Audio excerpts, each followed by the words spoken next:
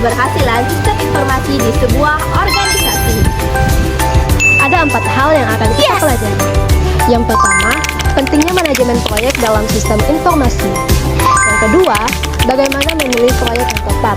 Dan yang ketiga, pengaruh nilai bisnis ya terhadap sistem informasi.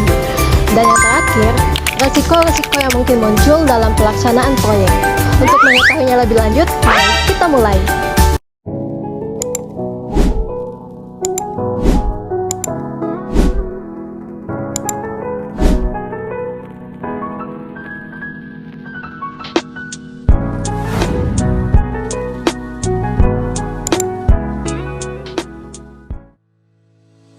Sebelum kita masuk lebih dalam, mari kita pahami dulu, apa itu manajemen proyek?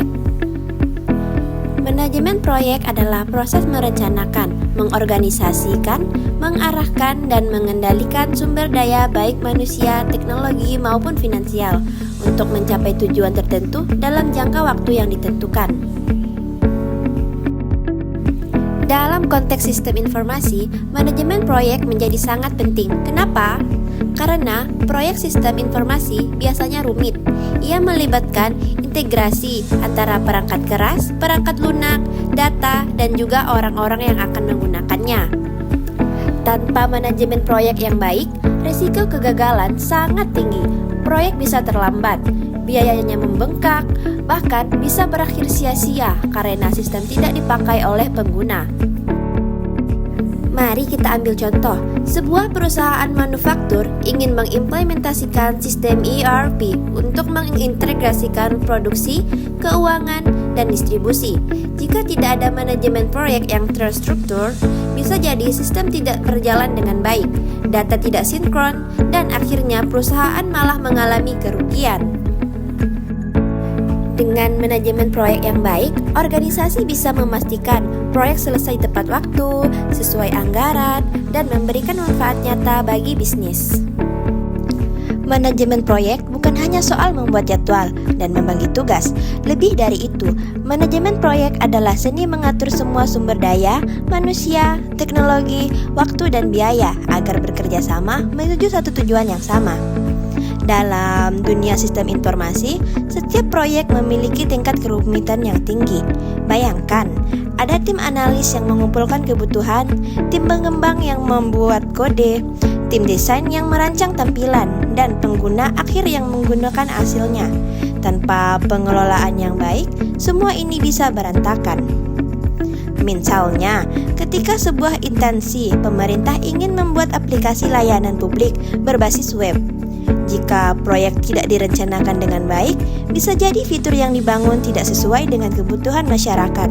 Akibatnya, waktu dan anggaran terbuang percuma. Namun, dengan manajemen proyek yang terstruktur, seperti menggunakan metode waterfall atau agile, setiap langkah dapat dipantau dengan jelas. Tim dapat beradaptasi dengan perubahan, memperbaiki kesalahan, dan memastikan sistem benar-benar memberikan manfaat nyata.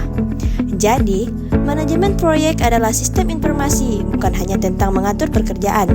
Ini tentang bagaimana kita mengarahkan seluruh sumber daya untuk menciptakan sistem yang efektif, efisien, dan mampu mendukung tujuan organisasi secara menyeluruh.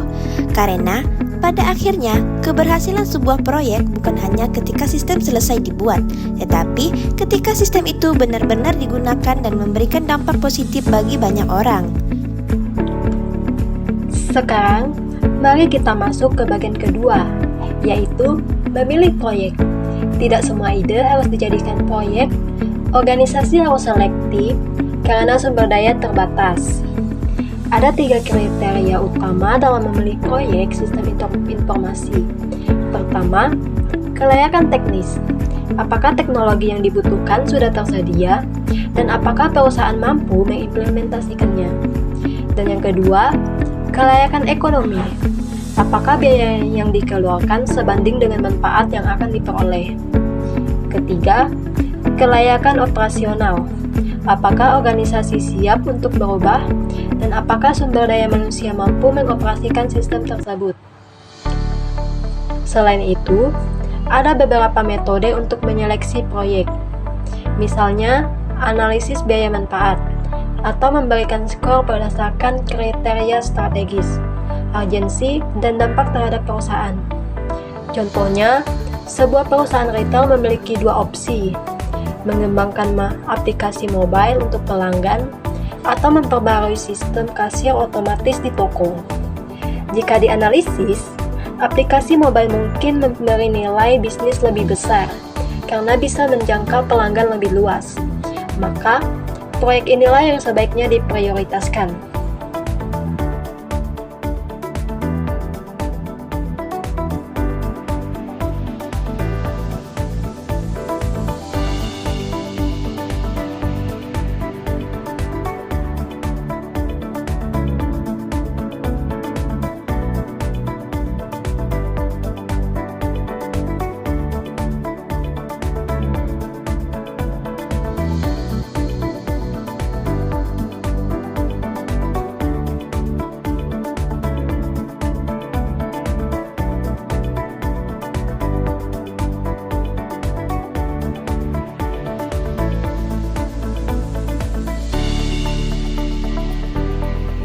Poin ketiga adalah pengaruh nilai bisnis terhadap sistem informasi. Ingat, sistem informasi bukan sekedar teknologi. Tujuan utamanya adalah mendukung strategi bisnis. Sistem yang canggih sekalipun tidak ada artinya jika tidak memberikan nilai tambah bagi organisasi. Nilai bisnis dari sistem informasi bisa berbentuk efisiensi, misalnya mengurangi biaya operasional, efektivitas, misalnya mempercepat pengambilan keputusan, atau keunggulan kompetitif, misalnya memberikan layanan yang tidak dimiliki pesaing. Contoh nyatanya, platform e-commerce menggunakan sistem rekomendasi produk. Sistem ini memberikan pengalaman belanja yang lebih personal dan pada akhirnya meningkatkan penjualan. Di sektor perbankan, sistem mobile banking memberikan kemudahan bagi nasabah untuk berinteraksi kapan saja. Hal ini bukan hanya meningkatkan kepuasan pelanggan, tetapi juga menciptakan loyalitas jangka panjang. Jadi, semakin besar nilai bisnis yang ditawarkan, semakin tinggi pula prioritas sistem informasi tersebut dalam organisasi. Sebuah sistem informasi yang baik harus mampu mengubah data mentah menjadi informasi bernilai, informasi yang bisa digunakan untuk mengambil keputusan yang lebih cepat dan lebih tepat. Nilai strategis dari sistem informasi dapat muncul dalam berbagai bentuk. Yang pertama, peningkatan produktivitas, misalnya melalui otomatisasi proses kerja yang sebelumnya dilakukan secara manual. Yang kedua, peningkatan kualitas layanan, seperti memberikan respon yang lebih cepat kepada pelanggan. Yang terakhir, inovasi bisnis, yaitu menciptakan produk atau layanan baru yang sebelumnya tidak mungkin dilakukan tanpa teknologi informasi. Dalam dunia pendidikan, penerapan Learning Management System memungkinkan dosen dan mahasiswa berinteraksi secara daring. Sistem ini tidak hanya mempermudah proses belajar, tetapi juga meningkatkan fleksibilitas dan efisiensi waktu. Di bidang kesehatan, sistem informasi rumah sakit membantu dokter mengakses riwayat pasien dengan cepat. Akibatnya, pelayanan menjadi lebih akurat dan pasien mendapatkan penanganan yang lebih baik. Semakin besar dampak sistem informasi terhadap kinerja dan inovasi organisasi, semakin tinggi pula nilainya secara strategis. Oleh karena itu, setiap organisasi perlu memandang sistem informasi bukan sekedar alat bantu, melainkan sebagai aset penting yang menentukan keberlanjutan bisnis di masa depan. Bagian berikutnya adalah tentang risiko pelaksanaan proyek sistem informasi. Setiap proyek, sekecil apapun, pasti memiliki risiko. Dan risiko dalam banyak proyek sistem informasi bisa muncul dari berbagai sisi. Ada risiko teknis, misalnya perangkat lunak yang tidak kompatibel, atau adanya bug yang sulit diperbaiki. Ada risiko waktu, yaitu keterlambatan implementasi, sehingga biaya proyek meningkat. Ada juga risiko biaya, yaitu anggaran yang membengkak karena perencanaan tidak matang. Dari sisi organisasi, sering kali muncul penolakan dari karyawan yang merasa tidak siap dengan sistem baru. Bahkan, faktor eksternal juga bisa mempengaruhi, seperti perubahan regulasi atau kegagalan vendor dalam memenuhi kontrak. Bagaimana cara mengatasinya? Langkahnya ada 4. Yang pertama, identifikasi resiko. Kedua, analisis dampaknya. Dan yang ketiga, siapkan strategi mitigasi dan lakukan monitoring secara berkala. Misalnya, banyak proyek IT gagal karena tidak dilakukan uji coba atau testing secara menyeluruh. Akibatnya, sistem tidak berfungsi optimal dan akhirnya tidak digunakan dengan manajemen risiko yang baik. Gagalan seperti ini bisa dihindari.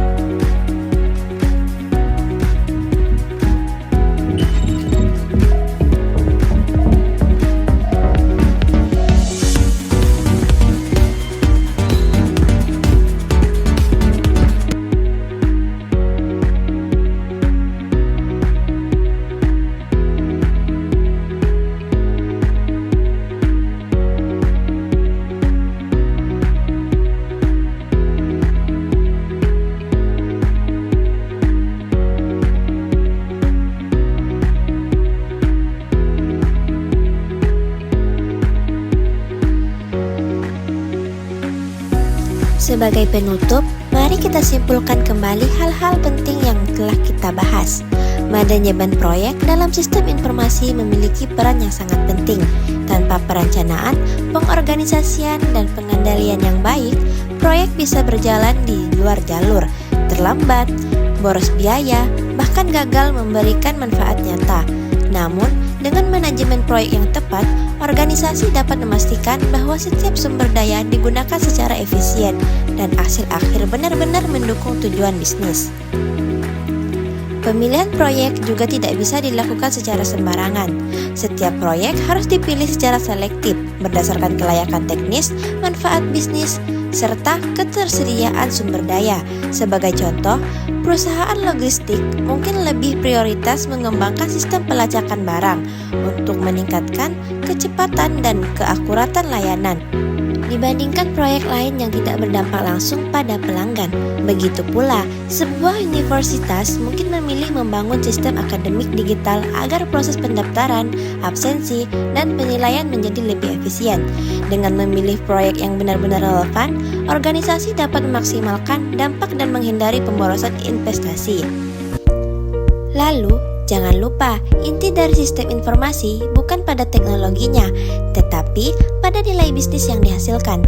Teknologi hanyalah alat, sedangkan nilai bisnis adalah tujuannya.